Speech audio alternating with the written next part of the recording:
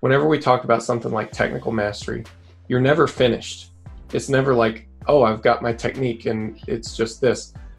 There will always be times where you try to push your knees out a little more, push your knees in a little more, turn your toes this way or that. That's always going to happen.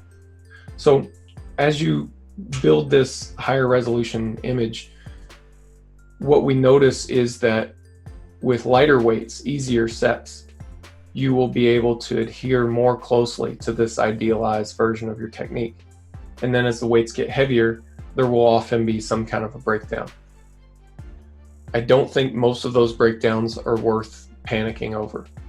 And that's where this 80% technique rule comes into play.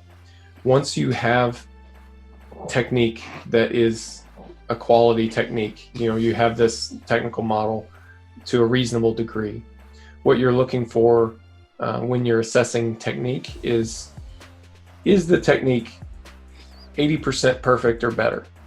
And what I mean by that is, do they have only one or two minor errors to their technique on a hard set, let's say?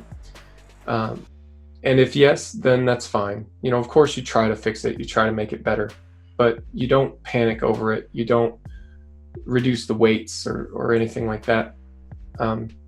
I've seen lifters who hold themselves back on progress because they don't want to increase the weight on the bar because the technique is not absolutely perfect. You're better off to go ahead and push forward. Of course, your knees came in a little bit on that set of squats. That's okay. Load the bar.